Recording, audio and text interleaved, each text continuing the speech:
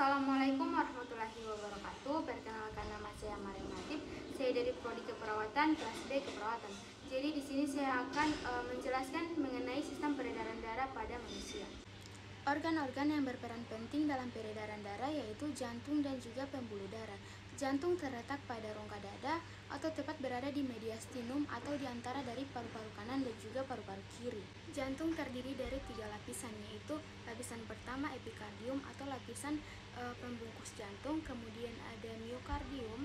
Miokardium ini sebagai lapisan kedua atau disebut juga sebagai otot jantung. Miokardium ini dilapisi dengan epikardium luar dan juga epikardium dalam. Kemudian ada lapisan ketiga yaitu endokardium sebagai lapisan dalam jantung. Di dalam jantung ada yang namanya atrium dextra, ventricle dextra, atrium sinistra dan juga ventricle sinistra. Nah, atrium dextra berperan untuk menerima darah dari seluruh tubuh kembali ke jantung.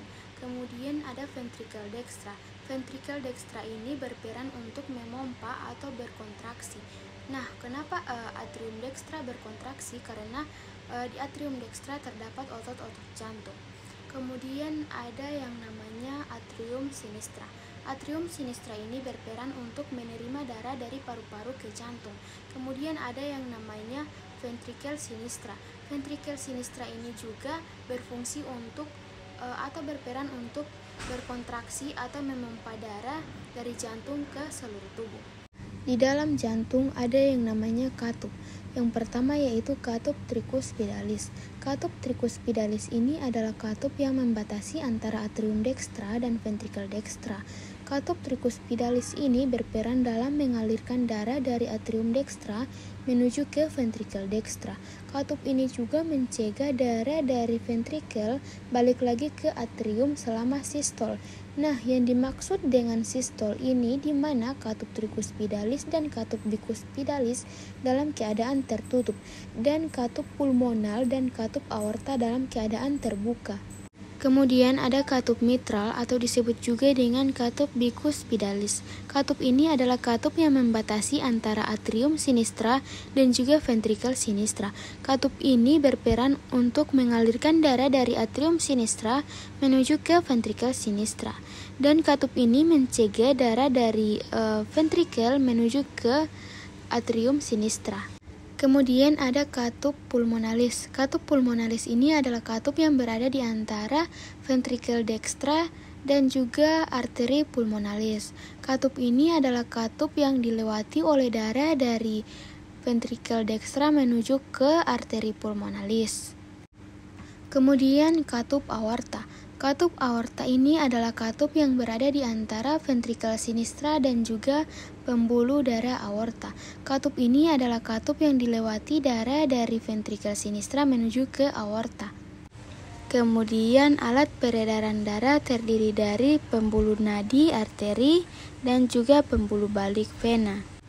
Pembuluh nadi arteri berfungsi untuk membawa darah keluar dari jantung. Pembuluh nadi terdiri dari aorta. Aorta membawa darah yang banyak mengandung O2 dari jantung ke seluruh tubuh. Kemudian arteri pulmonalis. Arteri pulmonalis membawa darah yang banyak mengandung CO2 dari jantung menuju paru-paru. Selanjutnya pembuluh balik vena berfungsi untuk membawa darah menuju ke jantung. Ada 3 jenis pembuluh balik vena. Yang pertama, vena cava superior, yaitu yang membawa darah yang banyak mengandung CO2 atau oksigen dari tubuh bagian atas. Yang kedua, vena pulmonalis, yaitu yang membawa darah yang kaya akan oksigen dari paru-paru ke jantung. Dan yang ketiga yaitu vena cava inferior. Vena cava inferior ini membawa darah yang banyak karbon dioksida dari tubuh bagian bawah. Sistem peredaran darah. Peredaran darah kecil adalah peredaran darah dari jantung menuju ke paru-paru dan kembali lagi ke jantung. Sedangkan peredaran darah besar adalah peredaran darah dari jantung ke seluruh tubuh dan kembali lagi ke jantung. Mekanisme peredaran darah. Darah dari seluruh tubuh masuk ke atrium dextra dibawa oleh vena cava superior dan vena cava inferior. Kemudian dari atrium dextra darah masuk ke ventricle dextra melewati katup tricuspidalis. Kemudian setelah darah berada di ventricle dextra tersebut berkontraksi. Nah, kenapa ventricle dextra berkontraksi? Karena di dalam ventricle tersebut ada yang namanya otot-otot jantung. Dari ventricle dextra darah menuju ke arteri pulmonalis melewati katup pulmonal. Fungsi dari katup-katup jantung ini yakni sebagai jalan masuk dan keluarnya darah sehingga darah dapat mengalir ke arah yang benar. Nah, setelah darah melewati katup pulmonal, darah masuk ke arteri atau dibawa oleh arteri pulmonalis menuju ke paru-paru. Nah, di paru-paru ini terjadi pertukaran antara O2 dan CO2, tepatnya pertukaran tersebut di bagian alveolus. Setelah terjadi pertukaran gas, nah kemudian darah ini sudah mengandung banyak oksigen. Kemudian darah yang sudah mengandung banyak oksigen ini dibawa oleh vena pulmonalis menuju ke atrium sinistra. Dari atrium sinistra, darah menuju ke ventricle sinistra melewati katup mitral atau katup bicuspidalis.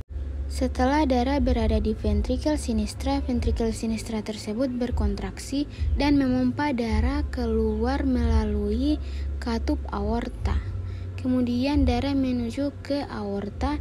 Di aorta darah dialirkan ke seluruh tubuh atau tubuh bagian atas dan juga tubuh bagian bawah. Nah, kemudian di tubuh ini ada yang namanya kapiler. Di kapiler tersebut terjadilah metabolisme antara zat-zat. Nah, zat-zat yang sudah tidak dibutuhkan oleh tubuh ini dibawa lagi oleh darah menuju ke jantung, sedangkan zat-zat yang masih dibutuhkan oleh tubuh ini dibawa oleh darah menuju ke seluruh tubuh atau untuk diedarkan ke seluruh tubuh. Sekian dari saya. Wassalamualaikum warahmatullahi wabarakatuh.